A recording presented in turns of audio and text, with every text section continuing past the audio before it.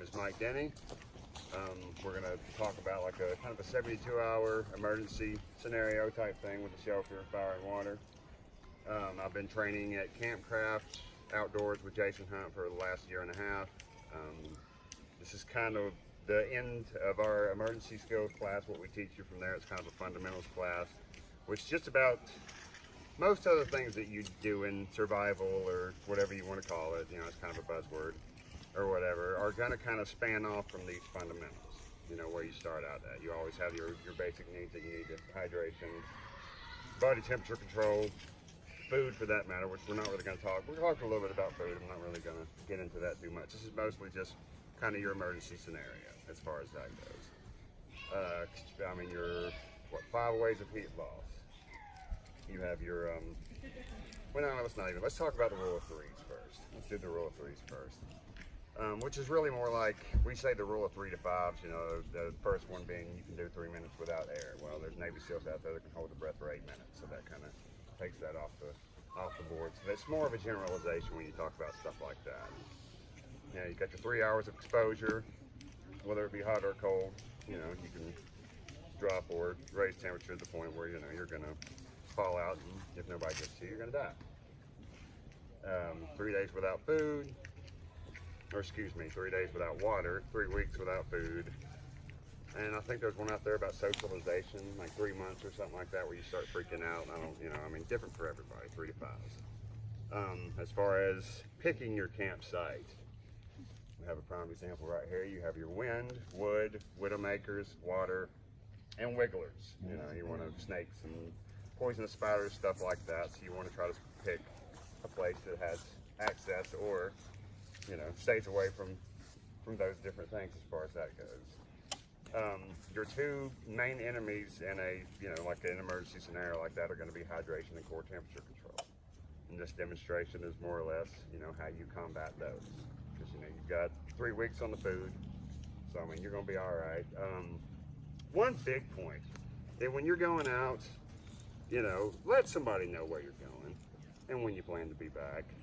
You know, and I don't know, I always tell my mom, because, you know, if I don't respond exactly when I say I'm going to, she's already freaking out about that. So if you have somebody that, you know, always wants to be around you, or, you know, maybe you don't, you know, if your mom's passed away or whatever, like, you know, pick somebody that really is concerned about where you're at all times. That way they will reach out to someone and maybe come out and look for you. Because in America, our sort of survival scenarios are about 72 hours. And after 72 hours, your survival rate does drop exponentially. I'm sure there are exceptions to that, you know, if you look hard enough, but that's pretty much where you're at as far as that goes.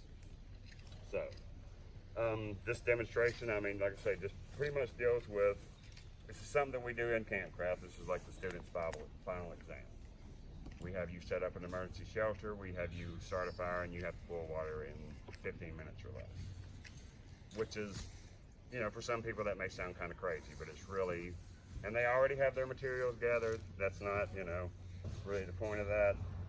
As far as that goes, people are like, well, how can you do that? Well, you already got your materials, which in a scenario where you actually work hard out in this, hopefully you've already got your tinder on you somewhere, you know, got some dry tinder already collected with that, because I mean, once it starts raining or whatever the case may be, you don't want to be picking up wet stuff, because that's going to make things a lot harder on you. And always carry Surefire. That's a big thing. Like, you know, I mean, everybody really wants to get it, you know, that's not a real bushcraft fire or whatever if you don't do it with natural tinder. Well, good luck to, you know, with that part. I mean, you know, it's an option. Why not, you know? Have a lot of people, you know, why don't I strike my ladder? Well, most of my fires get started with a ladder, because I've kind of got to a place with my ferrocerium rod where I feel I'm fairly dialed in on that. But I mean, how numb are your hands? Anybody ever try to strike a ladder with no hands? It's not a fun thing. It's virtually impossible. We had to, for our winter survival class, we had to soak our arms in the stream, and I think it was around the 30s that day for about 15 minutes, and then we had to start a fire. And it was really, I mean, you would be surprised at how simple motor skills on that it can actually be done. It really shocked me, you know, because I had never put myself through that before. And that's another one of those things. I mean, I know people, you know, there's the money issue with classes and things like that, and you're like, well, I could go out and train on my own, but, you know, in that instance, we induce stress, and, you know, we kind of put you in that place out of your comfort zone that you may not on your own. So there's always, you know, that part of it, because we've had guys that come out that just, you know, I mean, they go out in the woods every day and start fires and do all that fun stuff, and then, you know, you put them on the clock, put the stress in there, and it kind of changes the ball game. So, I mean, you know, even in your own person, I mean, get a timer. You know, just mess around in the backyard. There's nothing wrong with training in your backyard. A lot of people, you know, guys on YouTube get crap for filming in your backyard. Well, it's a safe place. I mean, if I'm testing out some gear, I do it in my backyard. I don't want to get caught out there with something that doesn't work and then, you know, get caught in a bad spot with this new piece of gear that was supposed to be awesome on the website, and now it doesn't work for me. So, do y'all have any questions? Is this all this making sense, or? There's one thing, when you go out to go in the middle of the woods, you can always leave a note in your window for the police saying you're going to be back in time. That's not a bad idea. I don't know. I like to have I'd like to have. I mean, you could tell somebody and a note in your car if they could break in your car and see the note saying you're going this trail. You should be back at this time. Well, I always tell people, if you're not missing, nobody's looking for you. If that makes, you know, does that make sense? Like, so I'll start out, which I mean, in this, I don't know, this is kind of a demonstration of just how much it takes to do this. Like, there's an emergency blanket, a ridgeline, and 2 tent stakes in here, and a stainless steel water bottle. Like, that's basically what it is. Could throw a 55-gallon drum liner in there, which I don't have with me, Mr. Prepared over here, but I loaned some to some students last time I was teaching at Camp Craft, and I didn't replace them. So, you know, joke's on me on that one. But I mean, that could easily be made into a browse bed. Could help you gather this stuff. Donnie Pavoloni was nice enough to loan me some of his trash bags since I didn't have any, but we got some sticks over here to start our fire with, and we'll demonstrate just how quickly you can get a bottle of water going as far as that goes. So I'll talk about the knot setup that we use on this, and kind of why we do it that way.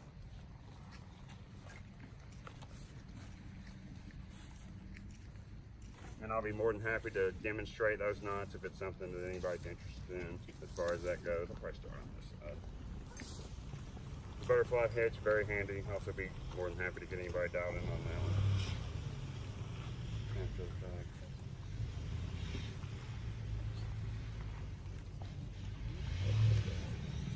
Thank you, sir. This is the Siberian hitch. It's a very, very simple knot. Once you get it, it's just, you well around the hand like that, pull this through, get your slip knot going there, and then pull it against the tree. And I mean, it really, like, when you get it tied, it looks like it's just gonna pop out every time, and it doesn't. And if you needed extra security, stick you a stick through there, pull it down tight, you're secure. Which I'm a little high on this. We like to keep it around waist high when you're setting up your emergency shelter on that one. I like that pretty well. We're about there. I didn't gauge these trees before I started, so hopefully they're where they need to be. And after that,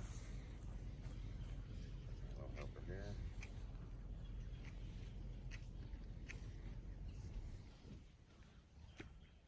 This is the basic truckless hitch, which I may be.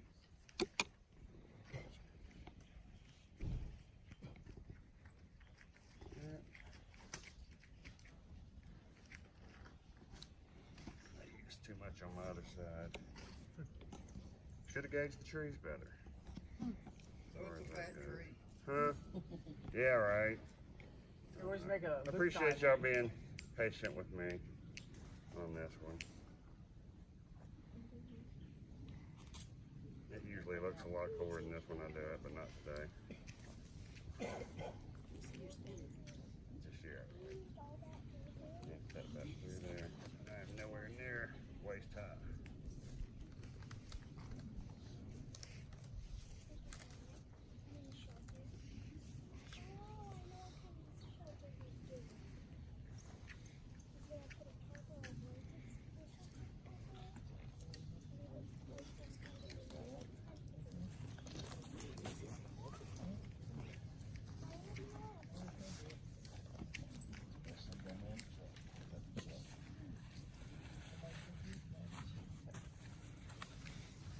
The regular SOL emergency blanket. I think it's their heavy duty utility blanket or something. It doesn't have grommets on it, which this one just popped off. Should have stuffed something in there. You have to kind of tie them yourself. You put like bottle leaves, cotton ball, or just bunch up the end of it and just tie it down with a lark tub. Now you have grommets. The grabbers work fine. I've used grabbers before. I just prefer this because it packs down a little bit smaller in my stuff.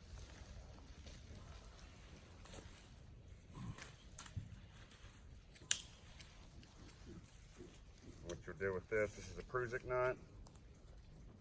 Also, I'd be more than happy to demonstrate that for anybody. Please do. Yeah. After the Oh yeah. Well, I mean, that's on knots. I mean, that's really something you need to, prefer to work one-on-one with, because they can be a little bit difficult to get at times. People have a lot of fun with the Siberian hitching class. A lot of times, and I always mess with them. I'll be like, "Why use the same hand you did? What's wrong with your hand, man?" Like, we get a kick out of that. A little bit further. Sorry about the tree thing, y'all. Most of the ones that are appropriate distances apart are used up by hammocks, which I totally understand. I sleep in a hammock myself.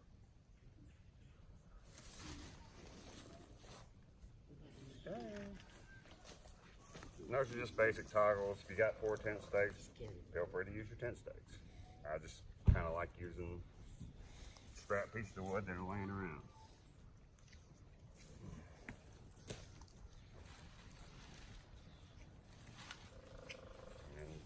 I don't know. The first time I ever did this class, I didn't bring tent stakes with me because they weren't on the gear list.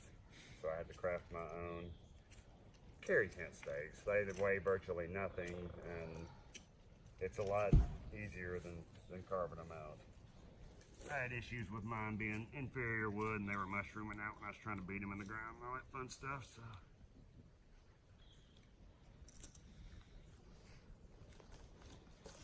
Now what this is doing is making you a microclimate. We're going to build our fire out in front of it, which will bring heat into here, and it makes it a nice low warm space. If you're dealing with, sub-zero temperatures or, anything under freezing temperatures, under 32 degrees and that, you could always throw you a painter's tarp drop cloth or something in there and make you a little super shelter type deal, which we like to call it a super shelter. We've actually had people come to class that have trained at Karamat, and they're like, well, that's not the way that they do it. That's not a real super shelter. So, it's the same concept. God bless Morris Kahinsky. He is a genius and has done a lot for this